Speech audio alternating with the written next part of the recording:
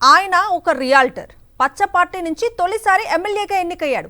అధికార party MLA కావడంతో నియోజకవర్గంలో అరాచకాలు స్టార్ట్ చేశాడు.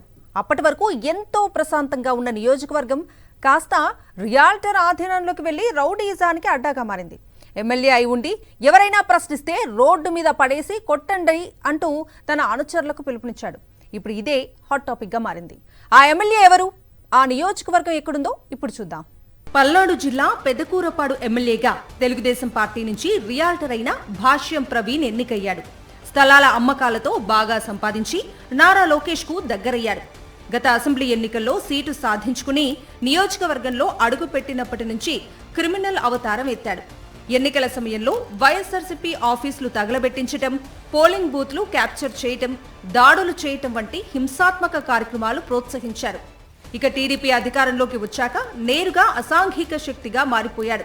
తన అనుచరులు కంచేటి సాయి, దండా నాగేంద్రంతో పాటు భాష్యం జగదీష్లతో దాడులు చేయించి నియోజకవర్గంలో భయోత్పాతం సృష్టిస్తున్నాడు. కూటమి ప్రభుత్వం రాగానే వైఎస్ఆర్సీపీ నేతలు కార్యకర్తలపై దాడులు మొదలయ్యాయి. వైఎస్ఆర్సీపీ నేతలు కార్యకర్తలను పోలీస్ స్టేషన్ కు పిలిపించి చావ బాధించడం, అక్రమ కేసులు పెట్టించి వేధించడం ఇంకా కొనసాగుతూనే ఉంది. వైఎస్ఆర్సీపీ నేత ఈదా సాంబిరెడ్డి కాళ్ళు చేతులు విరిచేశారు. ప్రశ్నిస్తే వాళ్ళు వీళ్ళు అనే తేడా లేదు, ఎవరినైనా జైలుకు పంపటమే అన్నట్లుగా భాష్యం ప్రవీణ్ అరాచకం కొనసాగుతోంది. ఒకవైపు అరాచకం, మరోవైపు దోపిడీ యథేచ్ఛగా సాగిస్తున్నాడు. నియోజకవర్గంలో ఎక్కువ ఇసుక రీచ్లు ఉండటంతో భాష్యం ప్రవీణ్ కృష్ణా నదిని లూటీ చేస్తున్నాడు. రాత్రి పగలు తేడా లేకుండా వందల లారీల ఇసుకను అక్రమంగా తెలంగాణకు తరలిస్తున్నాడు. ఎవరైనా ఇసుక జోలికి వస్తే వాళ్ల పని అయిపోయినట్లే.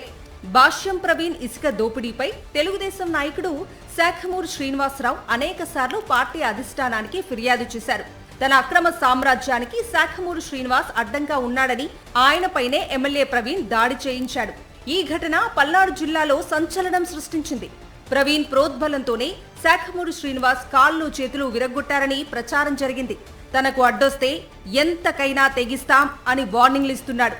ఎన్నికల ముందు వరకు పెదకూరపాడు నియోజకవర్గం ప్రశాంతంగా ఉండేది. గత ప్రభుత్వంలో పెదకూరపాడు ఎమ్మెల్యే నంబూరు శంకర్రావు పార్టీలకు అతీతంగా నియోజకవర్గం అభివృద్ధి కోసం పనిచేశారు. కూటమి హయాంలో మాత్రం అరాచకం పెరిగిపోయింది. టీడీపీ వాళ్లకు మాత్రమే పనులు జరుగుతున్నాయి.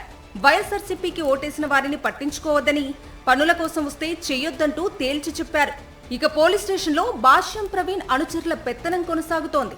తమకు అన్యాయం జరిగిందని, ఎవరైనా పోలీస్ స్టేషన్ కు వెళ్లినా ఫిర్యాదులు తీసుకోలేని పరిస్థితి ఏర్పడిందనే ప్రచారం జరుగుతోంది.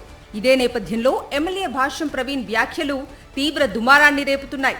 బాధ్యత గల ఎమ్మెల్యేగా ఉంటూ దాడులు చెయ్యండి, దేహశుద్ధి చెయ్యండి, నేనున్నా అంటూ కార్యకర్తలను రెచ్చగొడుతున్నారు. కాళ్ళూరు ఎందుకు వచ్చేవారా నువ్వు? సార్ ఇది టార్గెట్ లో 2 పేర్లు ఉన్నాయి, చేయట్లేదని రమ్మని. ఏ target? Sir sir sir sir ఎవరిదిరా టార్గెట్? ఎవరిదిరా? సార్ నాకు ఏం తెలియదు సార్. నాకు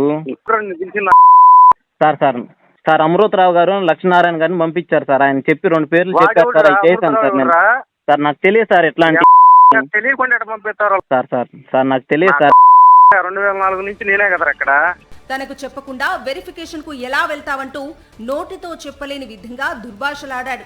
హౌసింగ్ ఉద్యోగి కుటుంబ సభ్యులను దూషించాడు. తాను వచ్చేలోపు ఉద్యోగానికి రిజైన్ చేసి వెళ్లాలి, లేకపోతే గొడ్డలితో నరుకుతాను అంటూ ఫోన్ చేసి మరీ వార్నింగ్ ఇచ్చాడు. హౌసింగ్ డిపార్ట్మెంట్ ఉద్యోగి అజయ్ ఎంత చెబుతున్నా సదాశివరావు వినిపించుకోలేదు. మా ప్రభుత్వం మా రాజ్యం అన్నట్లుగా చెలరేగిపోయాడు.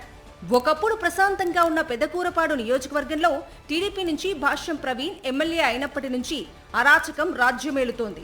నియోజకవర్గంలోని ప్రకృతి వనరులన్నీ లూటీ చేయటమే కాకుండా ప్రతిపక్ష వైఎస్ఆర్సీపీ శ్రేణుల్ని హింసిస్తూ, అక్రమ కేసులు పెడుతూ, తన అనుచరులను రెచ్చగొడుతూ పైశాచికానందం పొందుతున్నాడు.